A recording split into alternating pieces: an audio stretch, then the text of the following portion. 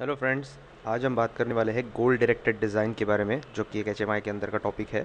और गोल directed design exactly क्या होता है ये अभी हम देखेंगे। तो बेसिकली मैं पहले बता देता हूँ, गोल डायरेक्टेड डिज़ाइन मतलब आपको अगर कोई एक एप्लीकेशन बनाना है, एक सॉफ्टवेयर बनाना है पर्टिकुलर एक क्लाइंट के लिए, तो वो कहलाया जाता है गोल डायरेक्टेड डिज़ाइन।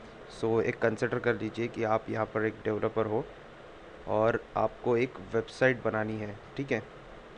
वेबसाइट बनानी है आपके एक क्लाइंट के लिए। तो आप वो कैसे पूरा फ्लो आप किस प्रकार से करोगे, ये डिज़ाइनिंग का जो पार्ट है ये किस प्रकार से होगा, तो ये particular goal directed design specify करता है। तो इसकी फेजेस कौन कौन सी है? सबसे पहले रिसर्च फेज़ में आप क्या करोगे कि सबसे पहले जो अभी आपको जो भी पर्टिकुलर सॉफ्टवेयर डेवलप करना है उसके बारे में आप रिसर्च करोगे। सिंपल मैं आपको ये बताता हूँ कि आपको अगर जो भी कोई भी सॉफ्टवेयर बनाना है तो उसके बारे में आप पहले रिसर्च करोगे। इसका मतलब क्या है कि आप उसका मार्केट सर्वे करोगे और उसके बाद में यूज़र इंटरव्यूज़ लोगे और उसके बाद में यूज़र ऑब्जर्वेशन। तो सपोज़ आपको वेबसाइट बनानी है आपके क्लाइंट के लिए, तो आप क्या करोगे? अपने क्लाइंट के साथ पहले एक इंटरव्यू लोगे, उसको क्या चाहिए, उसकी रिक्वायरमेंट क्या है। मतलब बेसिकली रिक्वायरमेंट आप यहाँ पर डिफ़ाइन नहीं करोगे, आप यहाँ पर बेसिक रिसर्च करोगे। मे बी वो आपके क्लाइंट के साथ हो सकता है, मे बी स्टेक होल्डर्स के साथ हो सकता है, या फिर कोई थर्ड पार्टी के साथ हो सकता है, ठीक है। उसके बाद में मॉडलिंग फेज़ में क्या होगा कि आपने जो भी ऊपर रिसर्च किया था उसके ऊपर आप एक बेसिक मॉडल बनाओगे। तो मॉडल का मेरा मतलब क्या है कि आपके पूरे प्रोजेक्ट में किस प्रकार से डेटा फ्लो होगा, ठीक है ना। मतलब यहाँ पर क्या क्या स्पेसिफाई होगा, डेटा फ्लो किस प्रकार से होगा।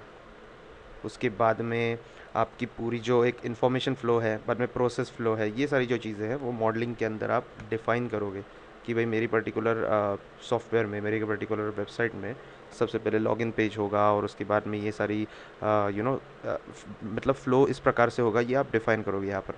उसके बाद में रिक्वायरमेंट डेफिनेशन फ़ेज़ में ही एक्चुअल आपकी जो रिक्वायरमेंट है वो आप अपने क्लाइंट से लोगे या फिर अपने स्टेक होल्डर से लोगे और यूज़र से लोगे। तो यहाँ पर एक स्पेसिफिक रिक्वायरमेंट फाइनलाइजेशन, या फिर आप बोल सकते हो रिक्वायरमेंट एनालिसिस का पार्ट जो है वो यहाँ पर होगा। बेसिक आपकी सपोज़ एक वेबसाइट बनानी है आपको एक शॉप के लिए, तो वहाँ पर उनकी रिक्वायरमेंट क्या होगी कि उनको सबसे पहले प्रोडक्ट जो है उनके, वो आप उनको दिखाना वेबसाइट पे ज़रूरी है। उसके बाद में उनकी सर्विसेज कौन कौन सी है, और उनके जो प्रोडक्ट है वो यूज़र को बाय करने का ऑप्शन होना चाहिए। तो यहाँ पर बाय करने का ऑप्शन अगर उन लोगों ने बोल दिया तो बेसिकली एक डिराइव्ड रिक्वायरमेंट भी अपनी आ जाती है, जो कि यूज़र अकाउंट। अगर वो बाय करेगा तो उसको यूज़र अकाउंट होना ज़रूरी है, इसका मतलब लॉगिन और साइनअप का फॉर्म आना ज़रूरी है। तो ये पर्टिकुलर जो है वो रिक्वायरमेंट डेफिनेशन फेज़ में आप देख सकते हो, यहाँ पर डिफ़ाइन कर सकते हो। उसके बाद में फ्रेमवर्क फेज़, चलो आपने ये तो फाइनल कर लिया कि भाई मुझे पर्टिकुलर यहाँ पर रिक्वायरमेंट क्या क्या है मेरी, और मैंने सब मतलब फ़्लो वगैरह सब फाइनल कर लिया। अभी ये पार्ट जो है यहाँ पर, ये पार्ट है यहाँ पर डेवलपमेंट का। तो यहाँ पर फ्रेमवर्क आप कौन सा इस्तेमाल करोगे, मतलब फ्रेमवर्क मेरा कहने का मतलब ये है डेवलपमेंट में जो जावा जावा अगर जावा के ऊपर डेवलप कर रहे हो, पीएचपी में डेवलप कर रहे हो, या फिर कोई अदर लैंग्वेज में आपको प्रोजेक्ट डेवलप करना है, तो बेसिकली उसके अंदर एक फ्रेमवर्क होता है। तो अगर मैं वेबसाइट के बारे में बात करूँ तो पीएचपी में आप कौन सा फ्रेमवर्क यूज़ करोगे, ठीक है। तो यहाँ पर फ्रेमवर्क के बारे में टोटल आपको एक फाइनलाइजेशन करना पड़ता है। उसके बाद में रिफाइनमेंट फेज़, तो अगर आपने फॉर एग्जांपल पीएचपी में एक कोड इग्नाइटर नाम का फ्रेमवर्क आपने इस्तेमाल कर लिया है और कोड इग्नाइटर आपने इंस्टॉल कर लिया, तो उसके बाद में आपको वो रिफ़ाइन भी करना ज़रूरी है। ऐसा नहीं है कि भई आप सीधे स्टार्ट कर दिया प्रोजेक्ट बनाना और उसमें कोई कंस्ट्रेंट्स नहीं है, या फिर उसमें उसमें कोई सिक्योरिटी मेजर्स का आपने ख्याल नहीं किया या फिर कुछ नहीं किया। तो उसमें वो ज़रूरी है आपको करना कि यहाँ पर रिफाइनमेंट प्रॉपर होना चाहिए। मतलब आपका जो पूरा सॉफ्टवेयर है, पूरा वेबसाइट है, दैट शुड वर्क सीमलेस, तो ये यहाँ पर होना चाहिए। उसके बाद में तो यहाँ पर हाँ एक चीज़ है कि रिफाइनमेंट में जब आप मतलब कोड रिफाइनमेंट भी होता है, एक कंसेप्ट होता है, तो वो भी यहाँ पर अप्लाई हो सकता है। और उसके बाद में फाइनल आता है अपना सपोर्ट फेज़। तो सपोर्ट फेज़ मतलब आपने पूरा ये प्रोजेक्ट जो है, पूरा वेबसाइट जो है डेवलप कर लिया, तो ये डेवलप होने के बाद एक यूएटी बनता है, ठीक है। यूएटी मतलब क्या होता है, यूज़र एक्सेप्टेंस टेस्ट। तो ये एक बेसिकली एक डॉक्यूमेंट होगा, ठीक है, एक्सेल डॉक्यूमेंट इस प्रकार से। और उसमें सबसे पहला जो रो होगा वो होगा अपना पर्टिकुलर्स, या फिर जो भी आप बोलना चाहते हो, तो तो वो पर्टिकुलर्स होगा। तो पर्टिकुलर्स के बाद में क्या होगा, डेवलपर स्टेटस, उसके बाद में क्लाइंट स्टेटस। ठीक है, ये दो कॉलम तो मतलब ये बेसिक है, आपके पर्टिकुलर डिज़ाइन के हिसाब से अलग हो सकता है, लेकिन उसमें ये बेसिक चीज़ें इंपॉर्टेंट है। तो अभी यहाँ पर पर्टिकुलर्स में क्या होगा कि फॉर एग्जांपल उसने मेरे को बोला था कि प्रोडक्ट डिस्प्ले होना ज़रूरी है। तो मतलब मैंने प्रोडक्ट डिस्प्ले का एक सेक्शन बनाना ज़रूरी है मेरे पर्टिकुलर वेबसाइट में, मैंने जो डेवलप की है। तो यहाँ पर मैं लिखूँगा प्रोडक्ट प्रोडक्ट सेक्शन, ठीक है।